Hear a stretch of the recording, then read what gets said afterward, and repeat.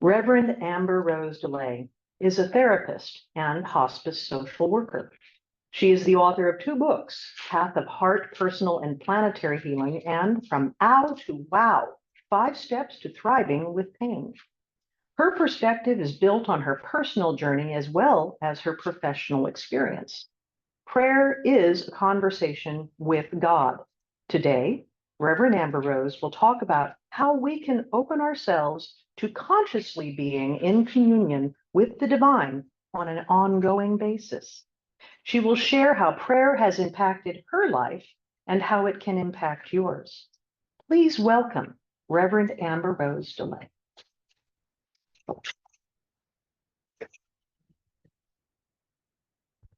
Well, the song said it all, so I can sit down now. Basically, that is the message today, is we are always praying. God is always with us, and we are always in a conversation. So how do we make that a conversation that we enjoy? Anybody here ever have communication issues with anybody in your life? No, not at all. Okay, a few of you, okay. Basically, what prayer is our conversation with God. And there are two parts to a conversation, right? You get to talk and you get to listen. So, how do you get yourself into a place where you can listen well, where you can speak the truth that you know, and be able to have that ongoing? Well, that's what I'm going to talk about today. Prayer, excuse my notes here. Prayer is a conversation with God, who is omniscience, right? Knows everything. So the wisdom of the world, of the earth, of the universe, of the multiverses, omniscience. Omnipotence, all powerful, right? All power. And omnipresence. It's in there, right? We don't even have to speak the words out loud. We know that we are in conversation with God. And that's what I mean by saying we pray without ceasing. But it can be very helpful to have a good conversation instead of just like walking through our lives, kind of just doing things, spending the time to actually have quality of time with God, right? Because anybody here ever been in a relationship where you kind of walk around and you sort of talk to each other, but not really, and then you have those talks, you know, those times when you're really connected with somebody and you're really listening and you're really being able to speak your truth. That's what we're looking for, is that kind of conversation. So there's really 3 keys for those of you who like to take notes. I know my audience. There are 3 keys to having good prayer. The first is to be in rejoicing. Bring to mind joy, bring it in your heart. Allow yourself to see awe around you.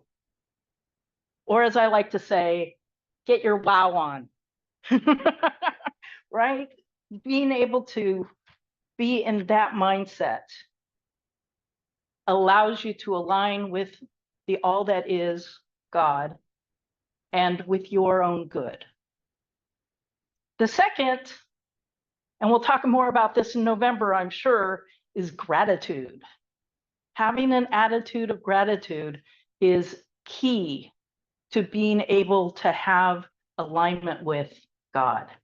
And that gratitude happens no matter what the manifestation is happening in the moment.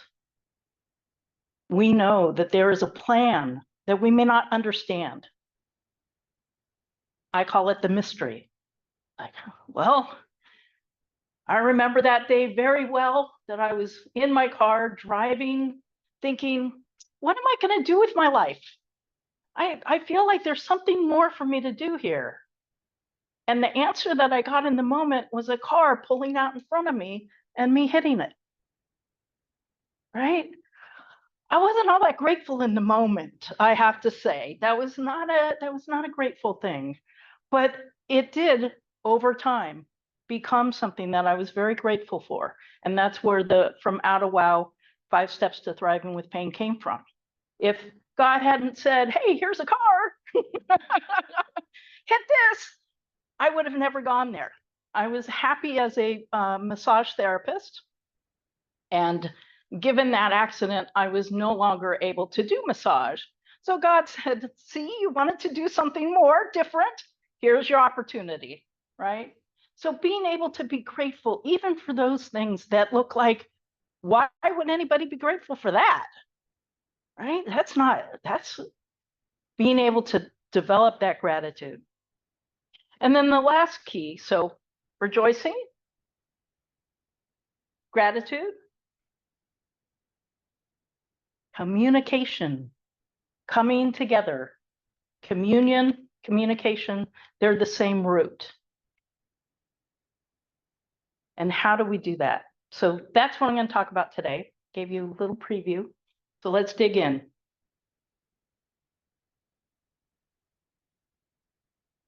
Rejoice. Rejoice throughout your day. Rejoice in your life. How do you do that? I think that's the question. Yeah, I can tell you all day, let's just rejoice. And you're like, I'm not feeling it today. This isn't it. Well, what I start with is willingness. Am I willing to have joy in my life? Even if I don't see it right now, am I willing to observe the wonder that is around me? For those of us who live here, we have an ocean, right? We can always look at the ocean and feel the awe that is there.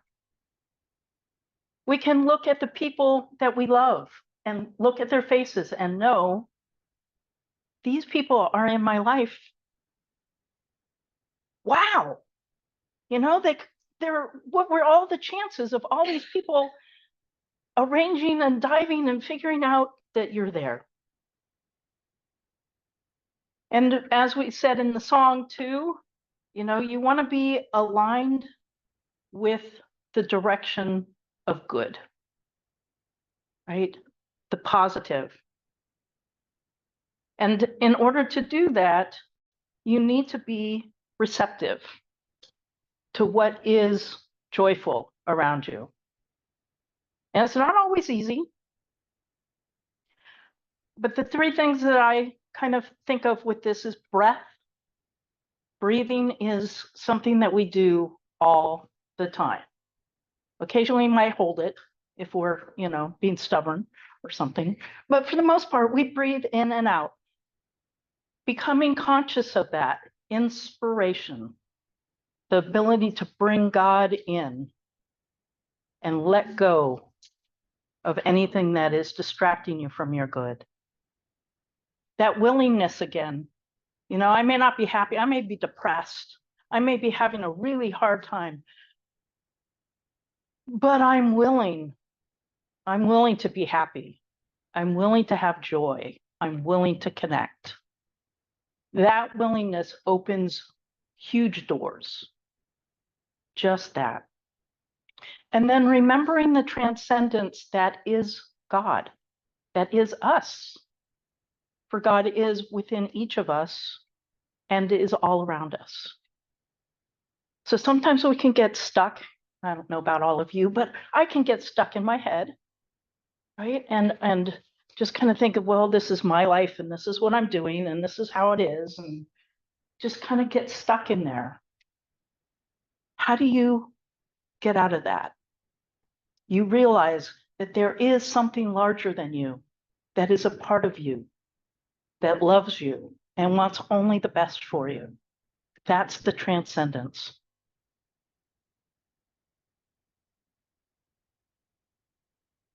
The other piece that I think is really, it's a challenging one, I think, is to remember that God's will is done. It is. We can argue with it.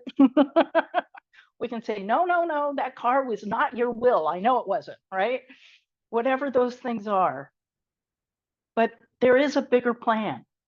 And I personally don't have to know the answers. It helps me to know that I don't have to know the answers.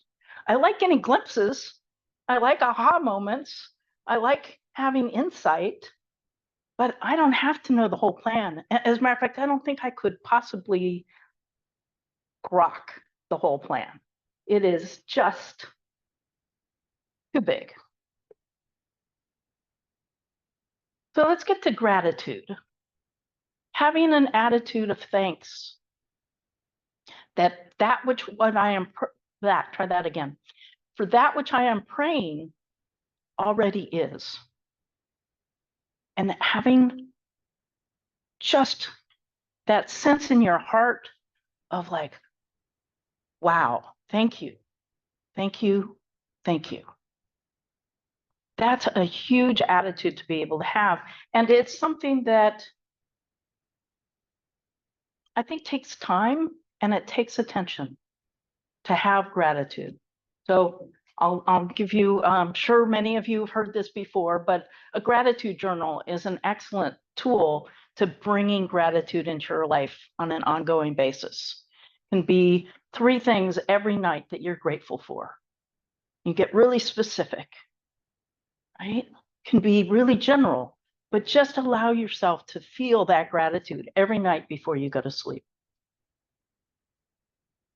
So as you're praying, as you're having this conversation with God, you're giving thanks because you already know, you stand firm in the knowing that you are going to get what you need, even if it's not what you want, right? You will always get what you need. And gratitude in advance of the manifestation. You know, it's great to be grateful for things that have already come. That's easy. It's like, oh yeah, I got the house, I got the job, got the wife, I got the husband, I got the best friend. I'm grateful for that. But being grateful before something even shows up is another skill of being able to be in constant prayer in a way that is useful. And then this one's a little harder. Being grateful when the manifestation is not what you thought that it was going to be, right? So if you are thinking that you need X, Y, and Z, and you've been praying your hardest and you're going to manifest it, and something else gets manifested, be grateful. You may not know why, but the plan is that thing wasn't yours. And you knew it deep down somehow, but it's disappointing. In that moment, being able to be grateful, that's the challenge. All right, so let's get into the meat. How do we communicate with God? So we've gotten our attitudes together. We have our joy. We have that sense of awe. We have that sense of presence in our life. On the other side, we have the gratitude, the knowing that God's will is. God is good, God is great, and here we are. And we are so grateful for it. So how do we get into those conversations with God that are of intentionality, right? Because if what was said in the, and I keep doing this to this because that's where the song was in my head, was on the screen. But if you already know that you are always praying, wouldn't you want to watch your thoughts? Right? Wouldn't you want to know what's all going down in there? That's where intention. I intend to be in communion with the Creator, with God, with the universe, with all that is, however you manifest that spiritual path for you, whatever words work for you.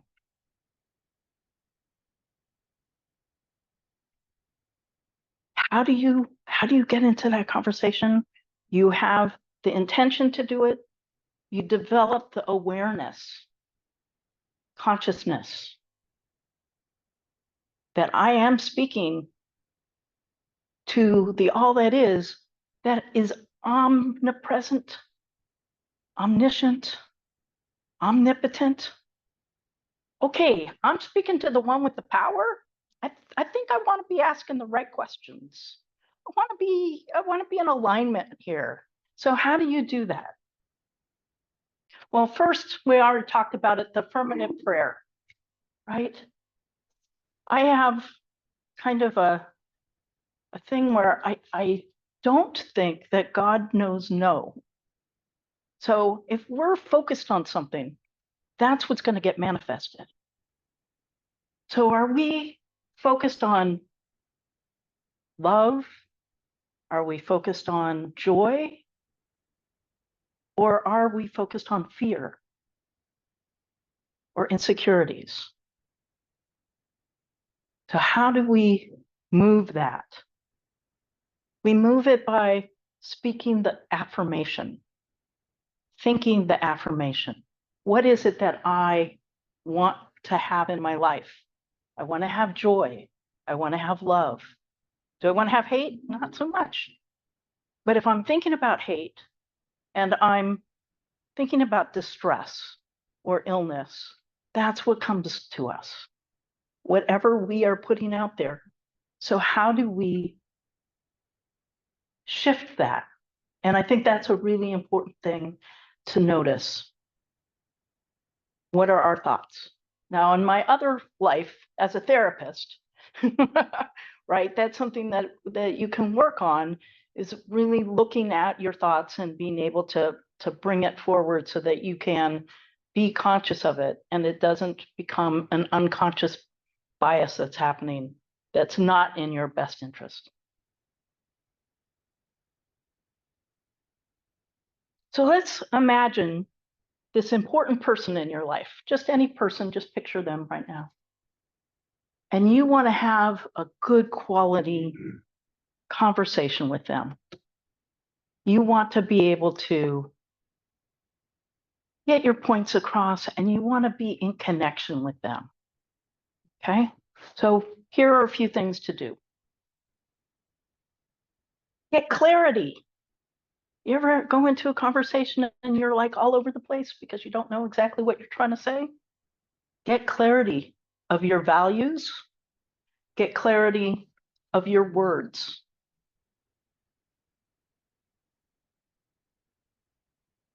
Another thing to get, this is a little harder, is humility.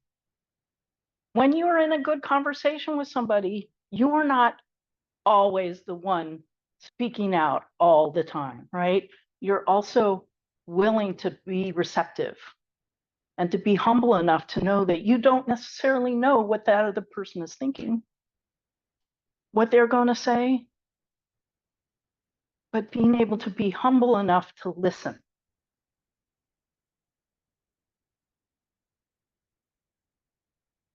So how does this work? Let's talk about how does this actually show up. I mentioned the car as the answer to my prayer, right? I would say that my life since then has been nothing more than moments of prayer, of clarity and movement that have happened from each of those things that have happened in my life. So back then I was a massage therapist. I was also a financial planner, because why not? Let's have some left and right brain going at the same time. And I knew that wasn't what I knew. There was something more. There was something more. Well, I can tell you that I have a lot of friends who are therapists. I don't know why. They just come into my life and they kept telling me, you should be a therapist. You should be a counselor. What did I say? Not affirmative, not affirmative at all. No, I don't want to be a therapist. That's too much responsibility. I don't want to do that. So what happens? I say no, and I go on and I go, okay, I can do coaching. I could, little toe in, right? I can do some coaching. This will be okay. What happens? I look on the internet in prayer saying, I know that there's something that I can do that I can do with what my body can do right now, what my mind can do. And there was this job. Be a coach. We'll pay you. A real job. Benefits. I was like, this can't be real. But it was. I was there for about 12 years. Loved it. Did coaching with college students, helping them to be successful and all of the different things that takes. If I wasn't open, if I wasn't in communication with God, would I have opened that internet page and found it? I don't think so. I wouldn't have been looking for it.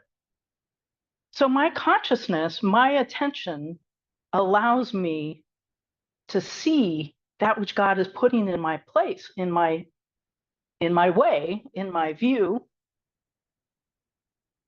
And that's really important. So go on a little while, and we decide, I'm now working from home. I could live anywhere. Well, we had thought about moving to the coast for 15 years. 15 years, we have had a real estate agent kind of looking for things, that sort of thing. I got clarity about what I wanted. And then I began to take steps. So not just thinking, but actions. So what I do, I started cleaning out the garage, started giving things away in preparation for this move, which I had no idea if it was going to happen or not. Right? I knew, somewhere in me knew that, because I'm connected to God and God knew that, but I didn't know it at the time. I was acting on faith. I was acting with clarity, and that's what became manifest in our lives. We found a house. The last minute, I said, let's just try one more time before we give up. And I did that affirmative thing, talking to the real estate agent. Here's everything we want. I know we're not going to get it. I know you're going to tell me that. Here's my entire list of everything I want. I wasn't being affirmative in my mind at the time, but God was. I said, okay, we have the house for you. Has everything we want. That can't be true. But it was. It was. So now I live at the coast. I went back to school to become a social worker. And in that moment, that was another moment of clarity that happened in prayer, where I was like, okay, I know there's something more, and I really don't want another car. I'm more receptive now. So let's make it a little easier. And I was like, okay, I'm ready to take on what I believe God meant me to do. Took me years when I decided to go back to school. It was not in my 20s, and I was able to get through the program, get the exact job that I thought of when I was in the moment, going, okay, I'll do it. Move forward with it. That clarity allowed me to be able to hear God's answer to me. Because God rarely speaks in a strong, booming voice. To me, anyway, maybe to other people, besides the car. Usually the voice I hear is a small, peaceful, clear, but soft voice, where I get a sense of peace and I get a sense of, this is what's right. This is an alignment.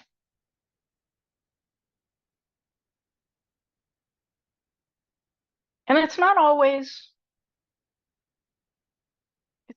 like, yes, I get exactly what I want. Like the house story, it's a nice story. It's, manifesting prayer, but it's not always the good stuff that you pray about. Sometimes it's getting news that makes you kind of go, what? That was not in my plan. I don't know. But I come back to the gratitude. I come back to the awe. And I realize that with those two pieces, I can align my thinking with the good, have clarity, and be able to move in the direction that I believe the universe, God, is trying to pull me into my best and most manifestation. So what does that look like now? Well, as Laura was saying, I'm a hospice social worker. I work in Lincoln City now with Samaritan, doing something that I would have never guessed that I would do the day that I said, sure, I'm going to go forth and get this degree. But it was really clear in the moment that that was what I needed to do next. And I have a part-time practice of doing therapy. So I kind of have best of both worlds happening. I'm being able to be in the moment with people who are struggling, who are facing death, and families who are facing death. And be able to bring joy and laughter and solace and bird feeders, because you never know what somebody might need. And I'm able to also do therapy where I get to sit and be with people and just know that they get to be listened to the way that I know God listens to them. With my whole heart, I listen deeply. And that's a huge gift to be able to do every day. Much better than what I thought my life was going to turn out to be. It's like, oh, wow, it's amazing. And it's amazing because I went with the affirmative prayer. I went with, what values do I want in my life? I want love. I want joy. I want connection. What are your values? What is it that you're wanting to bring into your life? And it was because I took the time to get clear about what words matched that so that I could have that in my mind. Now, I don't know if anybody else here was raised Catholic, but I was. And one of the things that we used to do that just drove me nuts, I will say, which I get now, but I didn't get back then, was we would say the Our Father and the Hail Mary over and over again, over and over again, over and over again.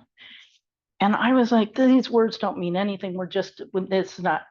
But what I realize now is that when you speak a prayer, you allow yourself to open up to the knowledge of what? The knowledge that God is listening. Open up to that prayer, knowing that God is listening. Then we can listen back. And that's what having an excellent conversation with God means, that unceasing prayer. So you may have some questions. I know later on we'll do a little Q&A. So please keep that. And as always, thank you so much for inviting me here. That's my message for the day.